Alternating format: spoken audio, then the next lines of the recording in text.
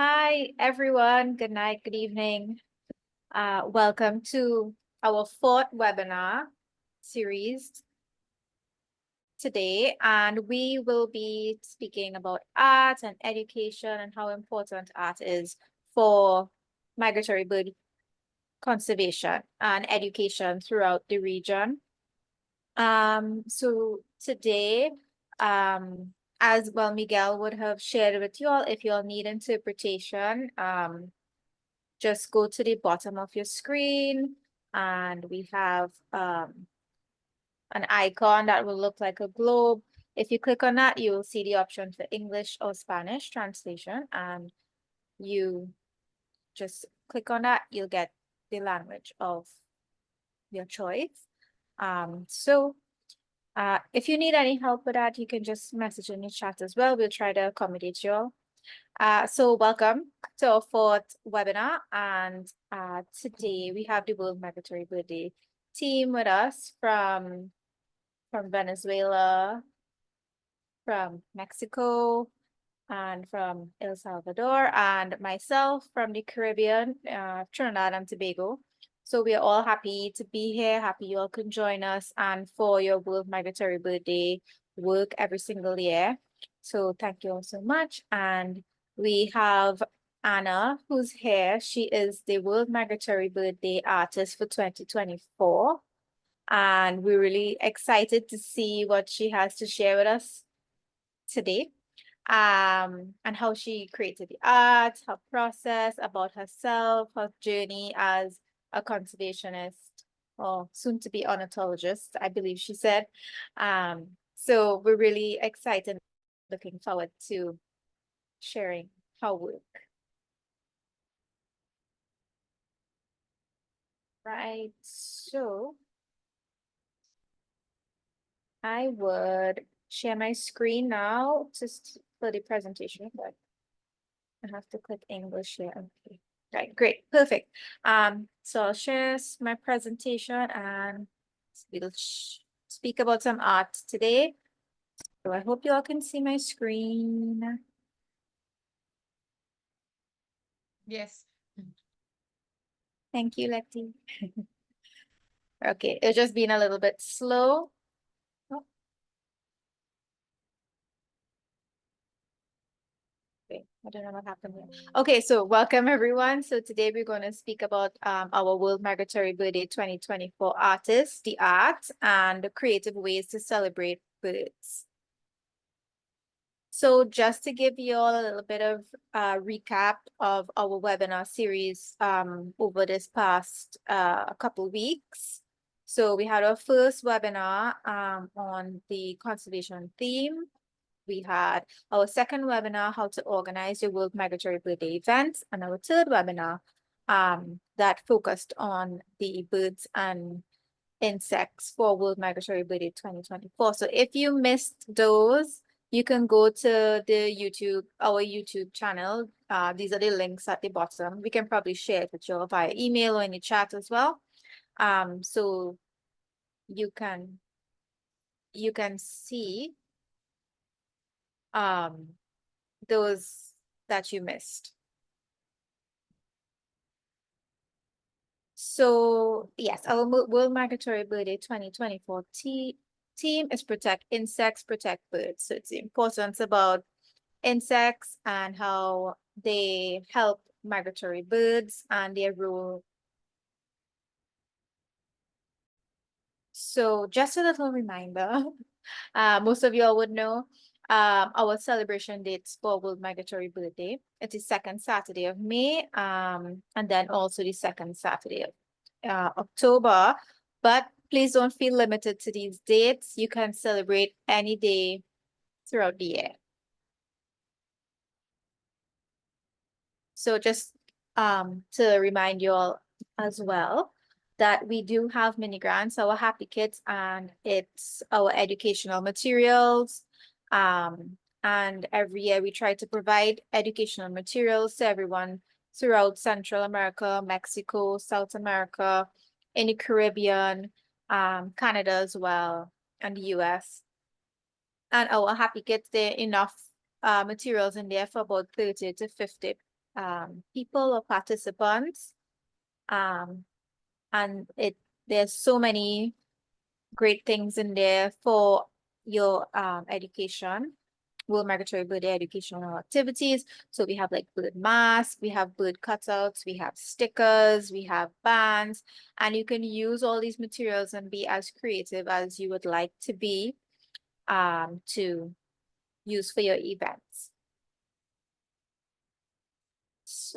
We have online resources as well. So if you need additional materials, please feel free to go to the link that I have at the bottom of the slide, and you can get more materials like infographics. You can print out coloring pages for kids. Even some adults like to color as well.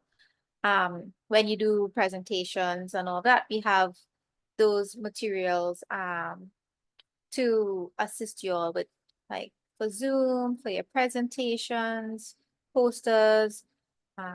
So please feel free to go utilize all these wonderful resources. And then we also have materials that you can find on the Trello. So we can also share this link with you all, and you can find a lot of materials, well, electronic materials or resources that you can use to for like your Facebook and Instagram post, for your backgrounds. There are more fact sheets and all of that within there. So please utilize these as well.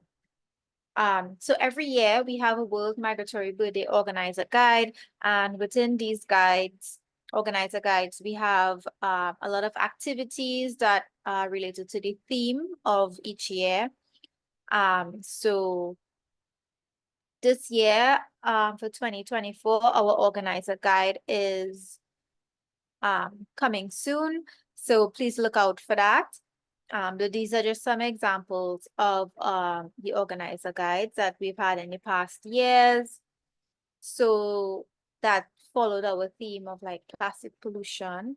So you can do things like beach cleanups, you can do educational activities, like mazes or coloring pages, very different and versatile creative ways that you can educate kids.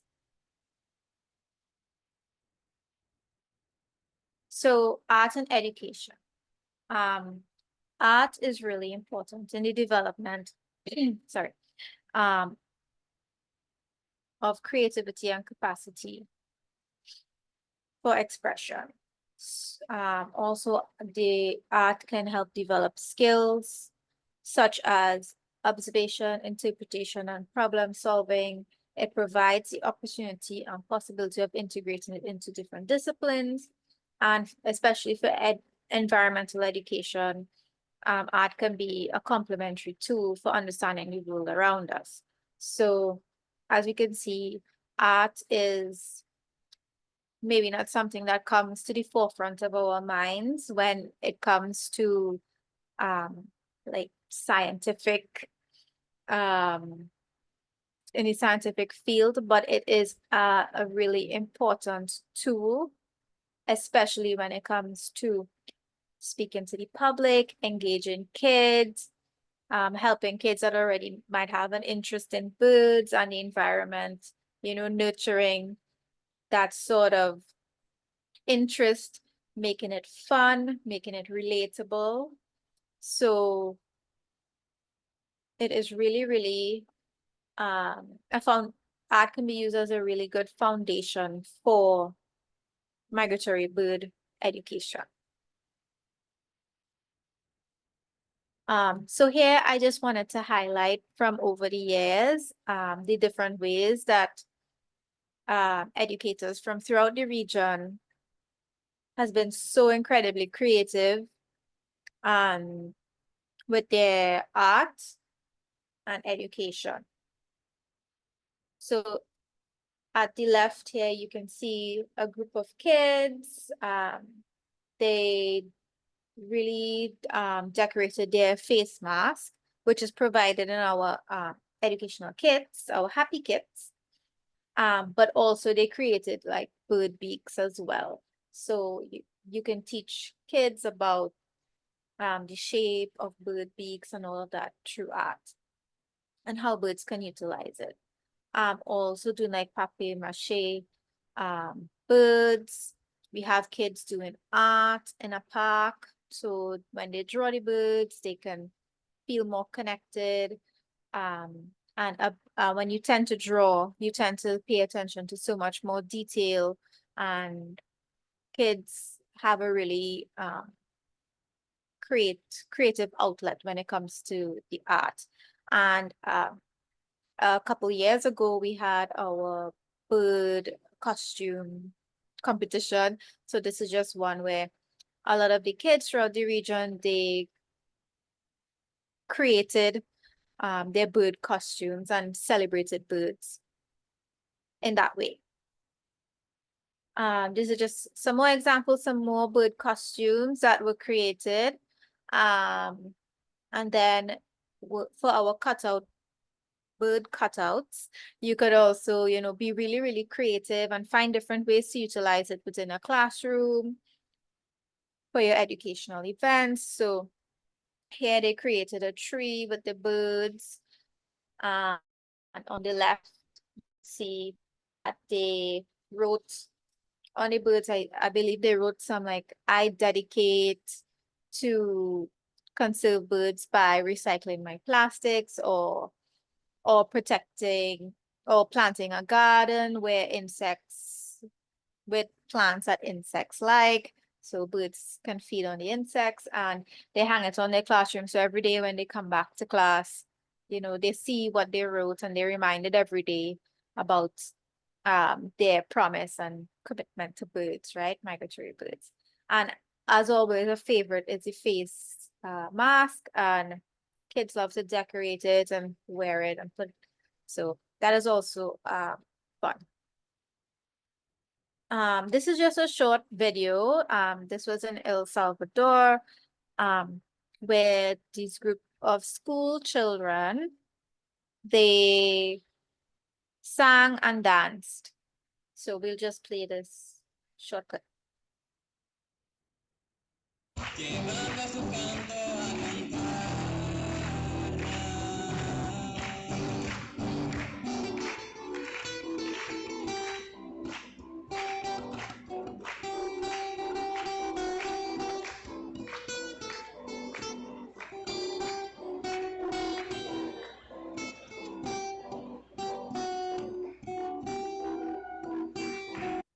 Okay, so in the short clip, you can see the creative way. So art in the form of song, music, and dance, and how this can be used to educate. So this is also really really creative, fun, and exciting way to get everyone involved. Because who doesn't like to sing or listen to music or dance? So it's always a really wonderful way to include it in your events. Okay, so just to recap some of the points that we spoke about, just be creative. There's no one way to do something. There's no one way to use the resources and the materials that we share. So you can be as creative as possible with the materials, even it not only with our materials, but in other ways as well. So you can do things like singing, dancing, like our past themes, sing, fly, soar, people dance like birds, they sang like birds. So that was really fun. And then share your ideas with us, and share your ideas with all your other educators that are around you. It's always great, to when you come up with such a great, wonderful idea so that everyone can also enjoy it. And the possibilities, it's limitless in what you can do when you have art involved in your education. Also, art is a really, really important tool, as we would have spoke about before. How it helps with creativity, it helps you in other skills, developing other skills. It can also help with like memory, because you remember for kids, you have such a um memory, like a really strong memory, maybe from when you're a child and you remember like, oh, I remember when we danced like birds, and you remember how um migratory what how you learned about migratory birds, maybe how that piqued your interest. Um so, and then also use our online resources, and let us know if you need happy kits. You can contact your coordinator, and um we the World Migratory Birthday coordinators, we're always eager and happy to help all of you plan your events, come up with creative ideas, whatever you all need, we're here to help. And we're always excited to see what events and what wonderful things you all come up with. Um, so yeah, so contact us. So if you're interested, you can always contact your World Migratory Birthday coordinators. So we have Miguel in South America. We have Leticia in Central America, Daniela in Mexico. We have Daisy in United States and Canada, and then myself in the Caribbean. And we recently have a coordinator in Brazil as well. You can probably share that in the chat. So thank you so much to all our partners for that celebrate World Migratory Birthday and always make it possible every year. And now we would welcome Anna Rose. She is the World Migratory Birthday 2024 featured artist. She is an extremely talented artist from Columbus, Ohio. She is dedicated artist with a deep connection to wildlife. She was also recognized with the Susan K. Black Foundation Scholarship 3 times.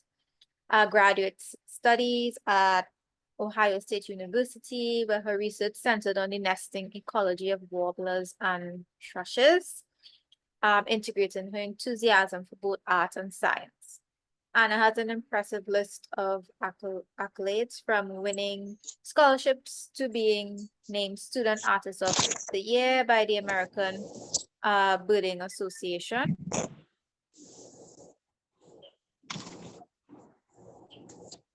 And now she is the World Migratory Birthday 2024 artist. So let's all welcome Anna and see what exciting things she has to share with us. Thank you so much, Laura, for that wonderful introduction. I'm just going to share my screen here because I have some nice slides for all of you today. And I am so excited to be sharing more information and updates on the art and bugs of World Migratory Bird Day this year. Can you see my screen, Laura or Miguel? Yes, we see it. It looks good. Okay, wonderful. All right. So thank you for that introduction. Again, my name is Anna Rose, and I am so excited to tell you all about World Migratory Bird Day this year. And I wanted to get started before I show you some awesome art, which I'm very excited to show you today. I'm going to tell you just a little bit about me outside of just the normal resume ticket items or the things that you could list like on the back of a poster or something, but a little bit about who I am as a person and as an artist. So this is me in the world, surrounded by birds, bugs, and everything I encounter on a day-to-day basis.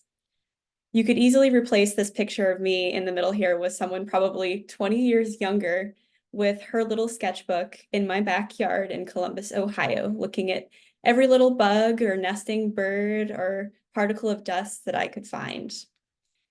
I truly have been sketching and drawing and interested in nature as long as I can remember.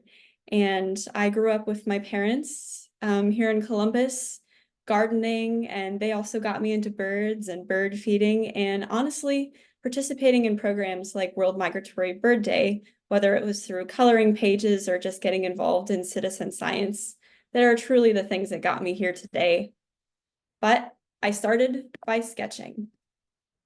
And boy, did I sketch through my teens and now in my early 20s.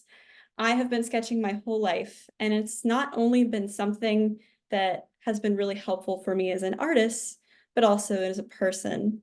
It's really helped me not only observe on the science side of things and that it's improved my education, but it's also helped me feel more centered as a person.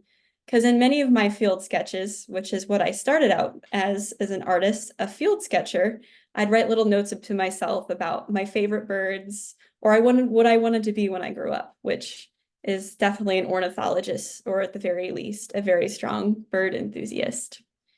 Besides field sketching, I was trained out in Wyoming 3 years in a row. That was the Susan K. Black Foundation Scholarship in oil painting and oil pastel.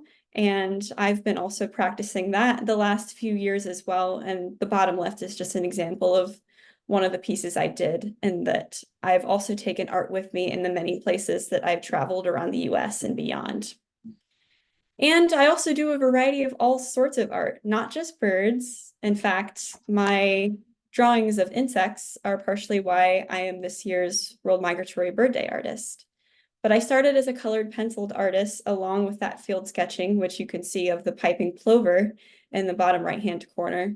And then my style in field sketching in the top right-hand corner with the redback salamander has really changed dramatically to this much more bold style with a lot more color in it that I think a lot of the birds that I've done for World Migratory Bird Day and insects have truly been reminiscent of. I've also done a variety of more full-scale projects like the one on the left that's actually digital. And that's how my digital style sort of began. But all the pieces that you'll be seeing today are also all digital. So there's sort of a marriage of my field sketching style that's all done on paper, and then my digital style that is using a variety of digital brushes. Now, I'd be remiss in talking about myself as an artist if I didn't also talk about myself a little bit as a scientist too. What makes this World Migratory Bird Day special for me is the inclusion of our insectivores and all the important insects that birds eat. I took a macroinvertebrates class as a part of my college last year, and I've always been fascinated with insects growing up, including taking even trips several hours away just to find bugs.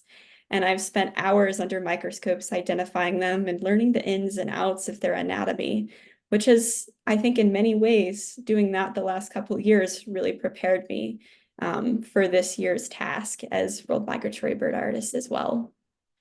But not only does it help me in education as a scientist and education as an artist, but also as a person.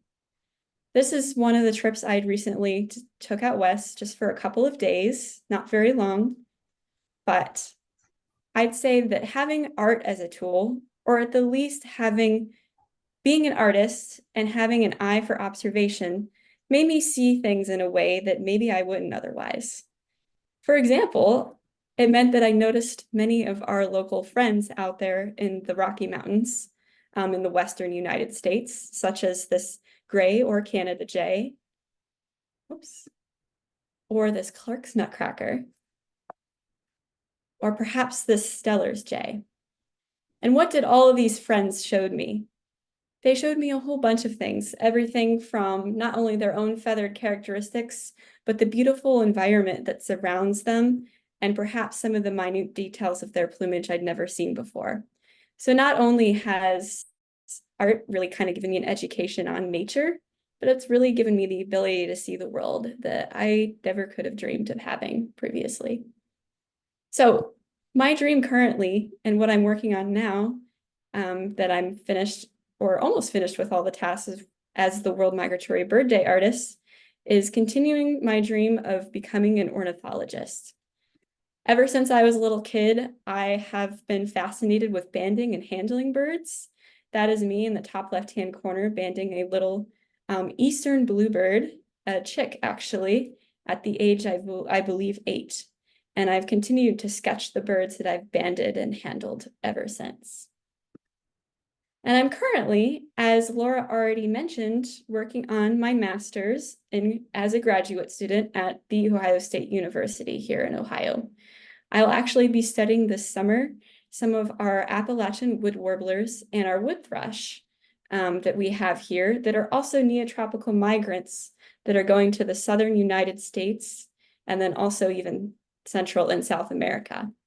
I will be studying how ticks are actually impacting their breeding cycle, in particular, how they're potentially impacting breeding success in the chicks.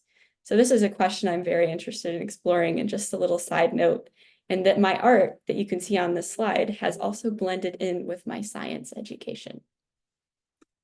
Well, enough about me. We're all here for the art, including me, and I'm very excited to show you some of the work that our team has put together for you this year. So what I'm going to do is start with the Americas flyway birds, and then we'll work our way into some insects. And then I think there's some stuff that has not been seen before for some of our global species flyways. So first I'm going to go through sort of our 7 species of the Americas, starting with our broad-tailed hummingbird. Just to walk you through a little bit of how I do this art, I usually have these, if you're familiar with Canva pages, these large sheets that I can either print out or have on my computer, where I'll just throw up as many references as I can find. That might be everything from a dozen of just the bird in different poses, or perhaps very specific parts of the body, like the tail I have below there. In particular, with the broad-tailed hummingbird, I found its tail structure to be absolutely fascinating. And you can see in these sketches that I had to go back and change that tail multiple different times. But once I finally get that sketch right that I do in purple, what I will do is come over in black in a separate layer. Remember, this is digital, so I have sort of full maneuverability when it comes to creating new layers using different pens. I'm using a pressure sensing Apple pen in particular for these projects. And then I can get really close up and do the detail in that hummingbird before I even add color. And this is what he looks like with that gorgeous pinkish gorget when all that coloring is finally done. This is pretty exciting. And then this is a little bit what it looks like while I'm drawing along the way. So you can see in the right-hand image, I have already done that black lining, and I am just starting to color in the bird. So what I do is typically, after I've done that black lining, I will manipulate the layers of the different lining and coloring of my projects and put the colored layer below so that that black outlining is always popping, like I'd have typically in my field sketches that I showed you earlier. And that way, as I continue to color along and select for different colors along the way, I'm not actually going over any of that popping outline that I want to stay bright for the viewer. Then at the very end, I simply erase the color around the edges of those outlines, and voila, you have a bird. And the other fun thing about getting to do this with digital media in particular is that you can save all your work along the way and also have these time-lapse videos. In particular, Procreate, the program that I uses. Let's see. She's getting a little touchy here. There we go.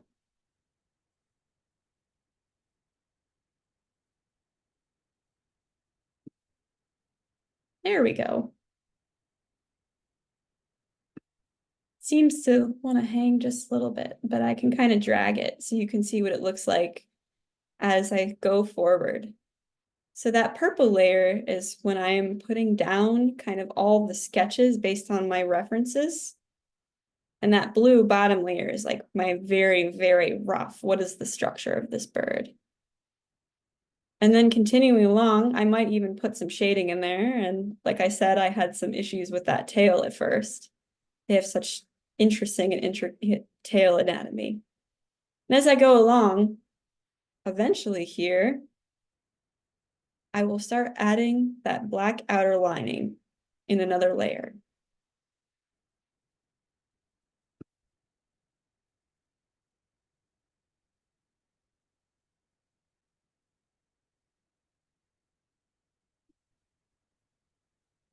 That is one of the things that I like about these programs, and that you can make time-lapse videos out of them. The black lining in particular usually takes about the most time out of everything because it is so intricate and precise and has the majority of the detail of the piece in it. And then at the very end, in the last few seconds, you can see that I fill in with those colors. And I usually use a variety of images, either references or just based on my own knowledge of color theory to kind of form that color palette that surrounds the bird. So now we'll move on to our next piece. And I love bobolinks. Bobolinks are such funny birds, and we have them here in Ohio, and they have these very long, kind of pointed, very tips of their tail. So I started with that outline in the bottom left in purple. And then this is kind of what that fully textured black lining looks like. Then fully in color. And then finally at the end, whoops. Looks like I'm starting to get the hang of this. We have our time lapse, starting in blue.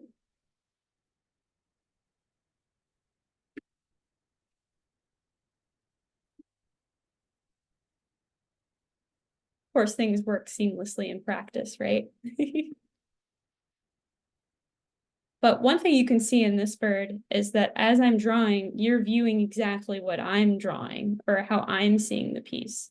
So sometimes birds in certain poses are facing certain directions. I'll actually flip the canvas back and forth. That way I'm making sure that the bias of my own eye isn't messing up proportions or anything like that. And sometimes, depending on whether you're right or left-handed, I'm right-handed, it can be a little easier to draw lines facing one direction or another.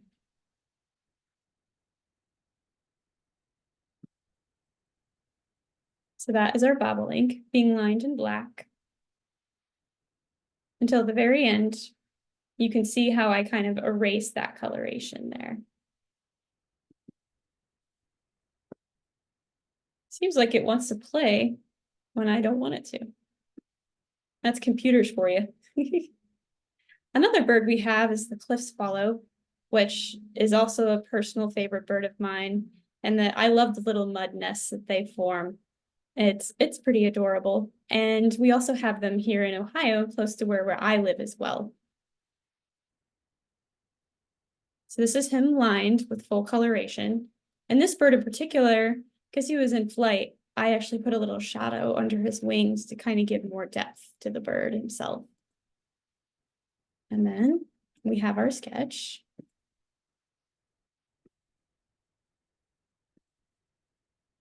There we go. It always seems to win a hang just at the last moment here.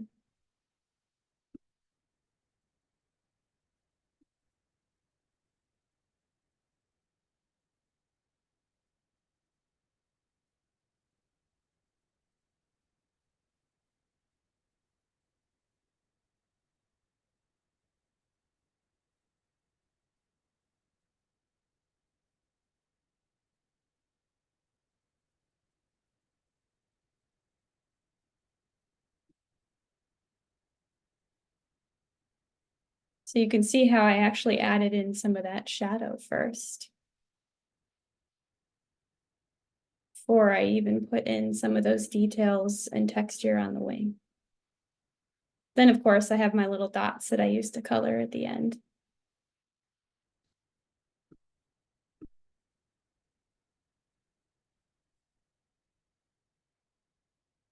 Another bird that we have in particular is the semi-palmated sandpiper, which we also have migrate actually through Ohio here.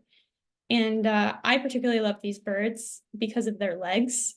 They're called semi-palmated because of the actual arrangement of webbing that they have between their toes. And this is what the bird looks like fully colored. In breeding plumage, it's honestly pretty amazing just how colorful some of these back feathers and scapulars on the backs of their wings can get with those oranges and different shades of brown. I've never known another animal like a bird to have as many beautiful shades of brown.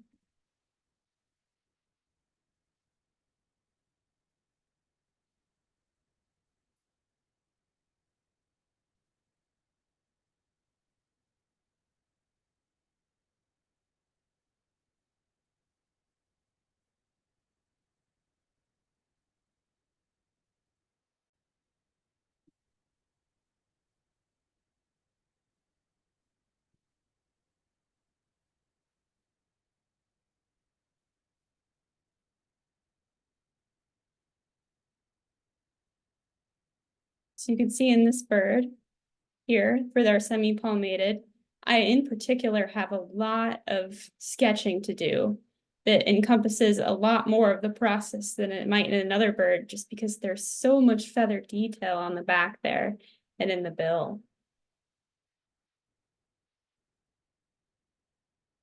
And sometimes I actually like to have a bit of a colored background while I'm doing that lining, just because having something that isn't completely bright white can sometimes make it a little hard for you to judge what those shadows and color values are. So having something that's that neutral gray can make it just a little bit easier on your eyes to draw, especially if you're a graduate student like me and you're probably doing this after a long day of work.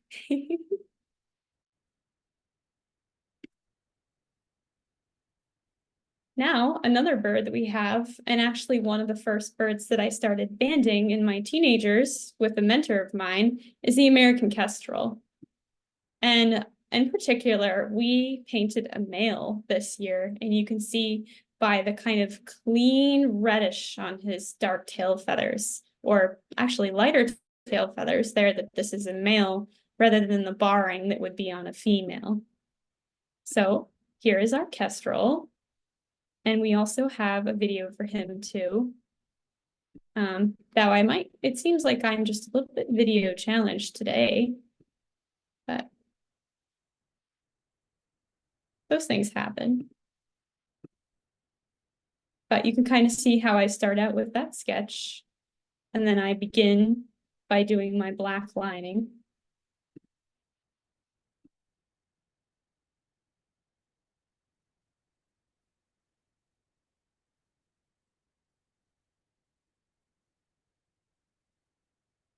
And then sometimes you can see how that bird almost kind of scrunched up a little bit. I'll actually kind of change the proportions of the bird a little bit in real time. I know in particular with this bird, since I wanted this bird to be the center of the Americas poster in many ways, that I was paying very attention to the negative space surrounding that bird so that it would fit well with the rest of the birds. But that can be difficult because this is not an easy position to draw, since it can be quite easy to make this bird look uncanny, because who else sees a American kestrel actually stopped in the middle of flight like this? Another bird that we have that many of us here in the United States know and love is the wood duck. And this bird was a little bit unique in that he actually got a special reflection as well, which was incredibly fun to do. I actually did like a reflection of the colors without the lining underneath the bird, did some manipulation of the layer itself, and then used like a blur tool to actually kind of fade that to make it look like water, which was quite fun, honestly. So for our video here, I can kind of drag my mouse again.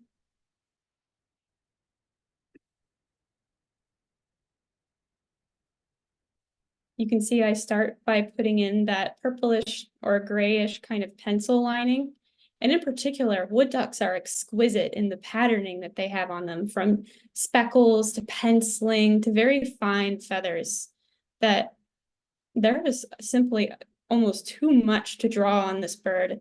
So I had to really pick and choose which details I was bringing forward or setting back in the bird.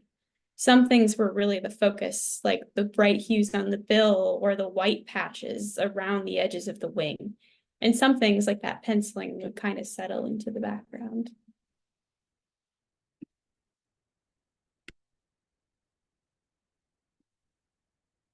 We also have our Nakunda nighthawk, which is also America's flyway bird, and a bird that I've actually never seen before, but hope to someday. But we have here in Ohio a cousin of it, the common nighthawk. But this is a beautiful bird with just a little bit different plumages on it. And this was actually the first bird that I ever did for World Migratory Bird Day. So I got to learn along the way with this bird. And you can see that my style actually maybe even started a little bit different here at the very beginning, where I did a little bit more outlining in blue with my very first sketch layer. And then I used actually a slightly different color to do my lining. And you could see how detail oriented and heavy I was while starting this project, which is something that I maybe even leaned a little bit more away from for the global species poster, because I really like the hard outlines that come with this birds for a bird in particular, and insects as well. And now that we've gone through our America's flyway birds, I'm going to tell you about a few of the insects. So we had 7 insects in lining here. We had the burrowing mayfly, and imago refers to the adult stage or spinner stage of the mayfly in particular, as opposed to the larva that lives almost entirely in water. So this is our mayfly, and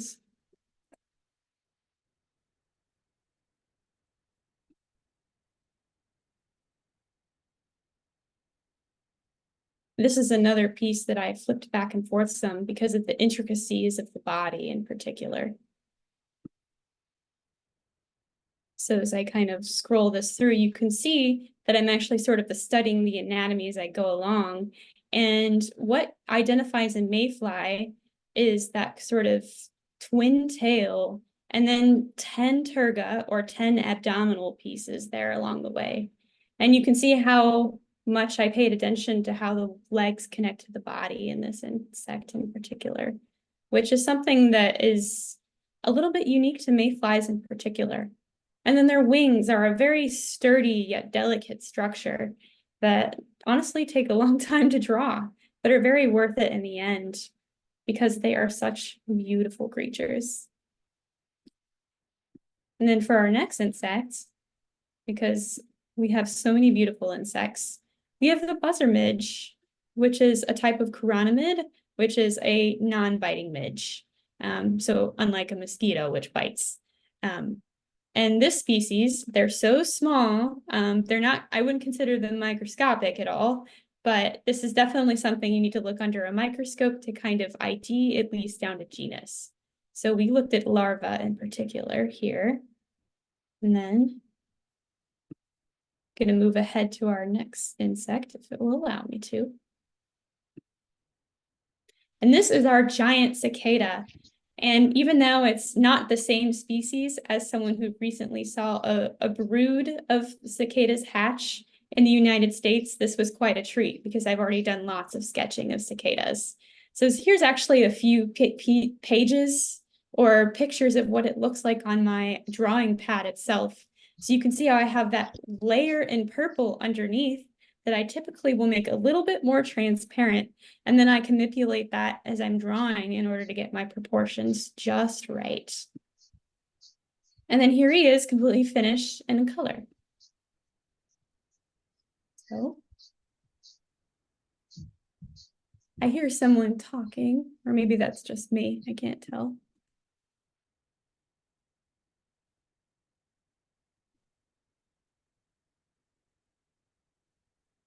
See, I have a question in there. It says, how long does it take me to create bird art?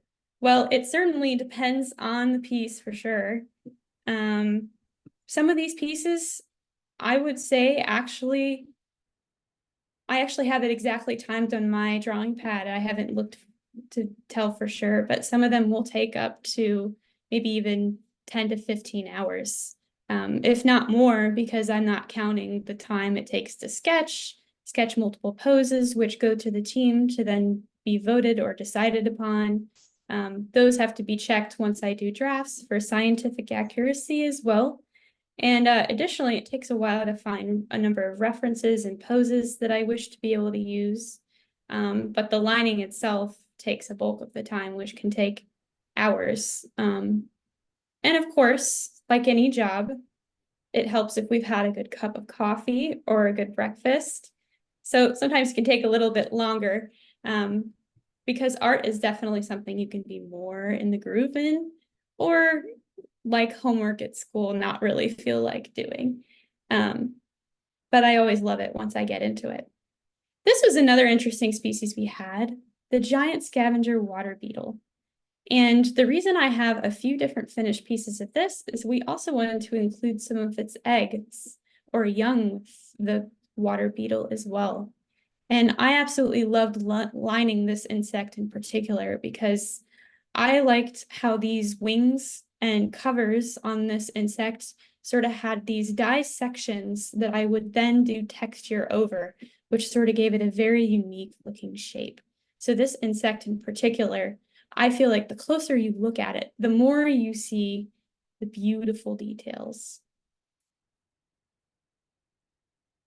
And I thought the eggs were kind of fun to draw as well. And the kind of, oh, I don't remember the name for them, but at the very ends of the legs, this sort of guideline hairs, if you will, help these insects actually move through the water and propel them, since these guys are true bugs and they're entirely aquatic living for the majority of their lifetime. Now, a lot of the past bugs we looked at were actually aquatic insects for at least part of their life cycle. And I believe the next few ones are entirely terrestrial, like this red-legged grasshopper. So we have the lining on the left here, and then we have our full color example on the right. And for this one, see if I can kind of drag my mouse through to show you this progression video. But this one was really fun because, again, grasshoppers have so many conflicting angles and are a bit chaotic in the way that they're shaped. And because all those lines are sort of parallel to one another, if you mess up the position of any of them, your insect will look a little bit uncanny. Not to say that he doesn't look a little bit uncanny anyway. I don't know about you, I haven't seen anything else that really looks like a grasshopper. They're quite unique creatures. But I thought the red-legged grasshopper in particular was a lovely creature to draw just because of the variation in color. You've got all sorts of blues and browns and yellows and reds and oranges all mixed into a very small space on this, well, large for a grasshopper, but overall very small creature. And we also have the vivid dancer damselfly. These guys are somewhat related to dragonflies. They are both an odonata, but they are a little bit different in that they're damselflies and that they have these folding wings instead of outstretched ones like a dragonfly. So this is our vivid dancer. And if I drag here, you can see that I did a few different positions in my initial sketches. And I started with the most exciting part of the insect in this case, which was the head. And these guys look like something a little bit out of outer space to me, in my opinion. And then the wings and the way they fold up, but the body is sort of curving back and to the right, was quite difficult to draw, and that it's a bit of a challenge in perspective. And then those legs also had those little hairs on them too. In particular, the hairs on the inside, they used to kind of brush up against their mouth to kind of pull food into where they're feeding. And I loved the blue on this insect too. I'm pretty sure it's a male. I remember drawing a male. I think the females are a slightly different color, if I recall. You can see I did my color selection there. And then we end with our final insect, the vivid dancer. And then our very last one is the willow sawfly, another terrestrial insect. And I believe this one becomes a moth.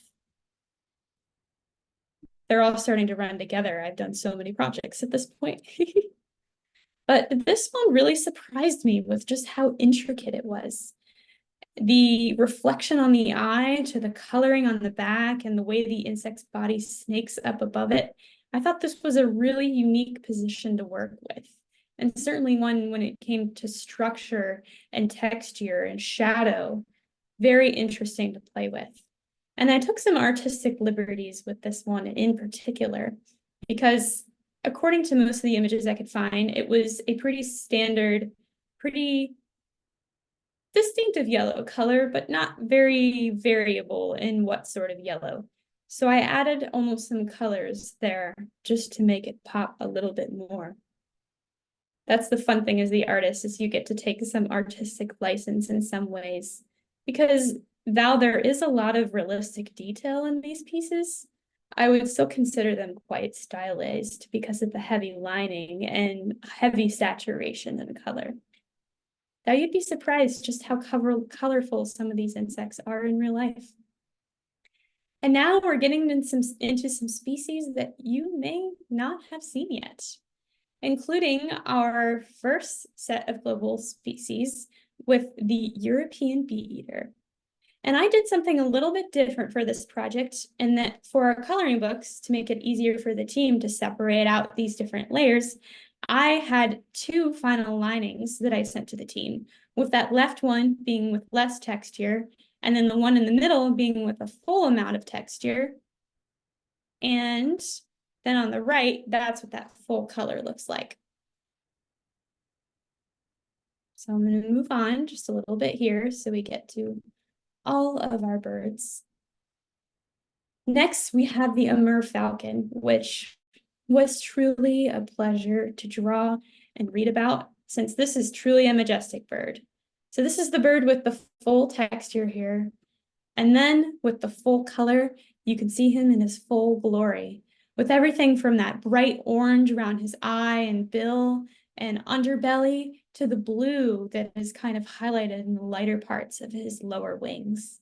This was truly a fantastic bird to draw. And I'm going to see if I can kind of scroll through our video here a little bit for you. So with this one in particular, I started with a thumbnail sketch, and I made 3 of those thumbnail sketches, and the team chose the position that they liked the most. And then I did this purple lining here. That's kind of my final, not final draft, but final sketch sort of coming in. And you can see that I'm almost shading along the way just so that I can kind of visualize the perspective of the bird. And now I'm adding that black lining, and I'm kind of almost making those outer outlines even darker just to make that bird pop.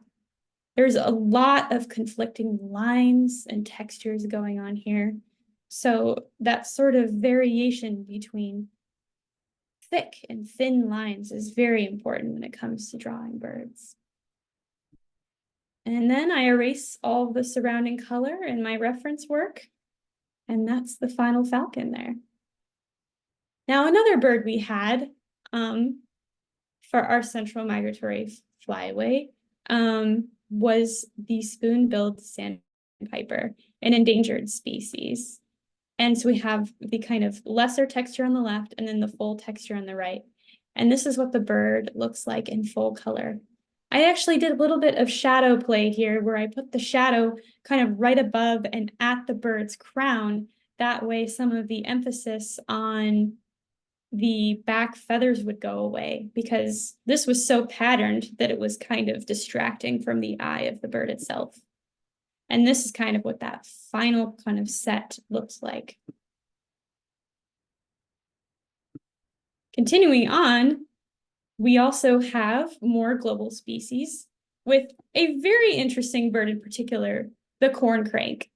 And I really enjoyed learning about this bird because if you look it up, I encourage you to look it up. They actually sound like a crake, whatever a crake sounds like. I promise you, if you look it up, whatever you were imagining in your head, it's even more funny. And then this is what the final colored bird looks like. I just love how the kind of patterning on his legs sort of slowly turns into these scales and that subtle red up his flanks and almost purplish above his eye. This bird may seem like a strange creature at first, but it's truly beautiful the more you get close to it. So this is the corncrake. I'll show you a little bit of the time lapse here. But for sake of time, I'll want to get through all of our birds. So you can see what my initial thumbnail looks like there. And we come through with the draft in purple. And then as we move along, once that draft is approved, I then start lining. And boy, do I love lining. And in particular, the lining on this bird took a long time because since it was such a major part of the bird's patterning, I did want to come through and actually define all of the feathers along there, or at least as many as the ones that were sitting on top of the wing and shoulder feathers and coverts. And then I always love drawing legs. The scales on birds are quite dinosaur-like and unique. And then I went through and added texture to sort of give that bird some depth to it. That way, when I actually go back and add color, it's a lot easier for me to have harmony amongst the full bird. We've got just a few birds left at this point, including one of my personal favorites and just a star of the show and anywhere that it shows up, the northern bald ibis. The northern bald ibis is a pretty fantastic bird with a fantastic migration. So here's our full set for this bird here. And let's see if I can get my video to go through. It's like technology says no today, but we'll deal with it. So as I drag along here, you can see just how intricate that feathering on the neck is. I really enjoyed that neck feathering. That was truly fascinating to work with. You can see things pull together pretty fast. I almost went, well, that black lining there, in case you saw that, was me getting frustrated with my pencil. It happens. It happens to every artist, right? But I took a more pattern approach when it came to the head itself, and that the actual on the head itself is skin and not feathers. The same thing with the legs, which is why I have a lot more lining and patterning going on there.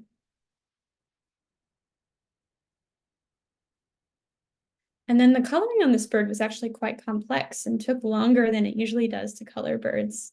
And that the sort of, what's the word for it?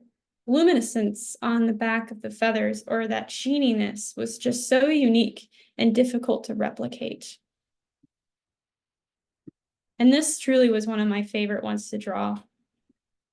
When you're making a poster with all these different birds, it can be difficult to have enough light playing on the bird that really makes its feathers shine like shiny birds like this northern bald ibis, but you don't want it too shiny because then it looks like your birds all have a different light source, which can be very challenging to deal with as a designer. And we have the sociable lapwing. And in particular, I drew this bird as an adult in breeding plumage. And I actually ran into some issues finding references for what the breeding plumage of this bird looked like. It is also an endangered species, and there aren't that many pictures of it in its breeding plumage. So most of the knowledge I had on it was in its non-breeding plumage, but I did manage to find just enough images on just enough of the bird in order to get what it looked like below its wings. There's a lot of guessing and checking and reading and combing through Macaulay Library and eBird, if you're familiar with those websites, to find all the references that you need to fully and accurately draw many of these birds.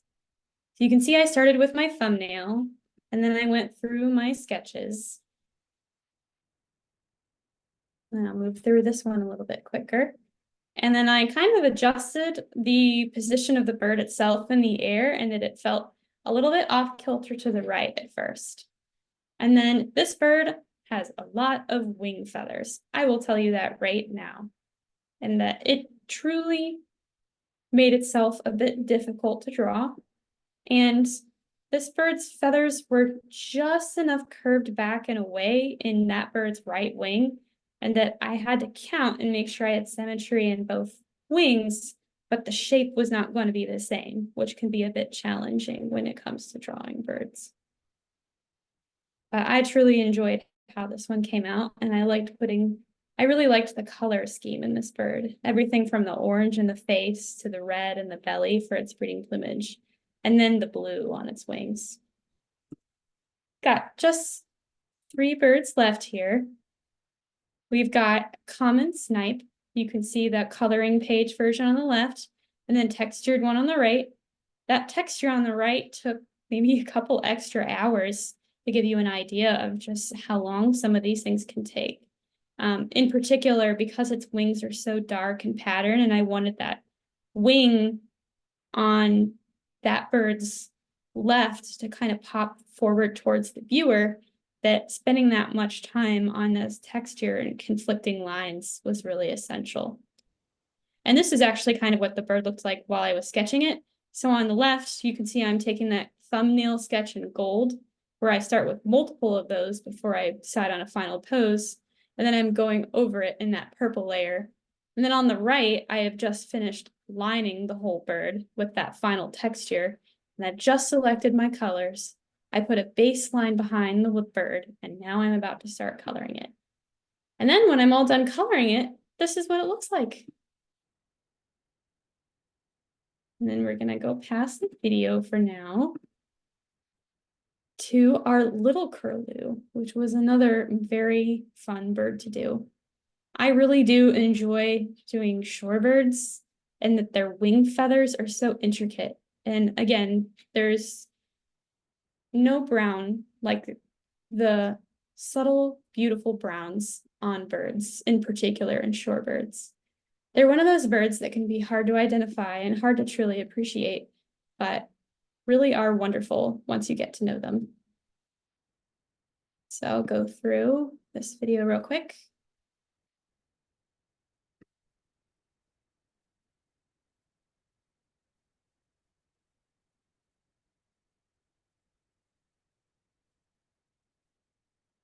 You can see I'm starting the black lining.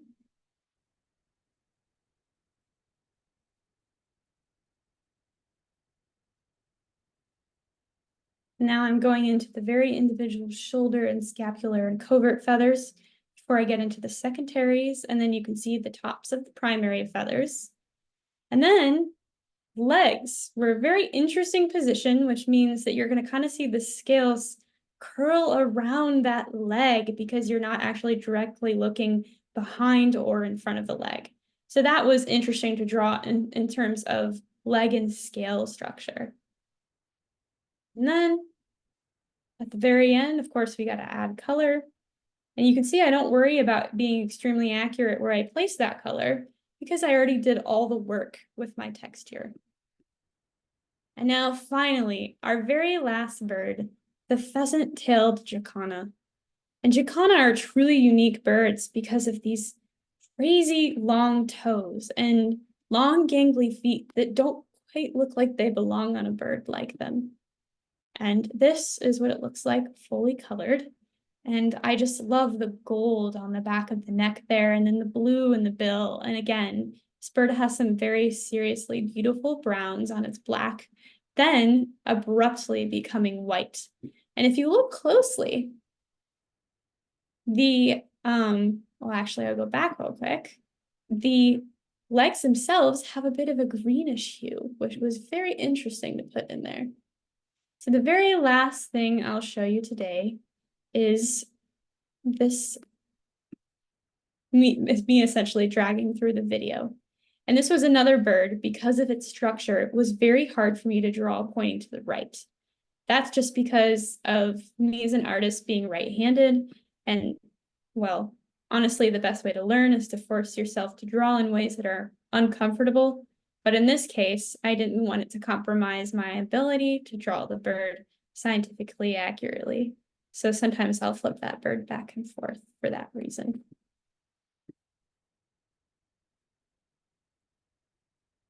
So you can see that I'm adding in the wings there. And I kind of had to imagine the wind as this bird was in flight, how the wind was acting on those wings in order to bend the very tips of those primary feathers in a way that would kind of fold up and away from the viewer. And of course, I love drawing legs, and then I add texture into the wings themselves. So now I'm adding the final texture before at the very end I come in with my chosen colors. And I get my final bird. All right. And that is a pretty actually comprehensive look at all of our species thus far. So that ends the end of my presentation. But if we have questions, I'd be happy to field them.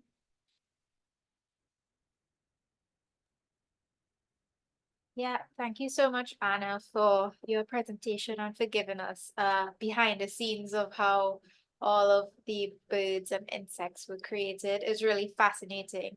And I see such really nice, wonderful comments. Everyone saying they love it. It's so beautiful. So much detail, really intrigued, beautiful by they're really intrigued by how you created an entire process, and we really appreciate you sharing that with us. I think I saw one question, but I think you answered it during the presentation. And I think someone just wants to know what's the program that you use to draw, the name of the program. The program is Procreate. It's just one word, PRO, create. It is compatible with Apple iPads and Apple Pencils. There are a number of programs you can use on other computers as well. Like Adobe Illustrator is another really great one that I've used too. Great. Yeah. Another question, for your drawings, do you only use picture references? Usually when it comes to birds, that's all I have available to me. I have used study skins because I do have access to some university supplies. So I actually had access to some snipe for that piece. And then I had a lot of my own reference photos of birds that were here in North America. For the insects, I actually do use some physical specimens because I do have my own personal insect collection, specifically of a lot of those aquatic insects, like the chironomid and things like that. I did use physical specimens, but for getting the very specific species and genus, particularly with insects, I did have to use photos. So the answer is a combination. Great. So I know it's past our webinar time. So I just wanted to say thank you so much, everyone, for joining us today.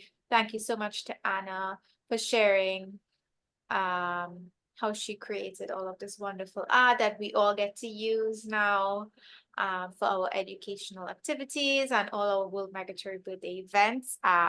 So thank you so much, Anna, and everyone.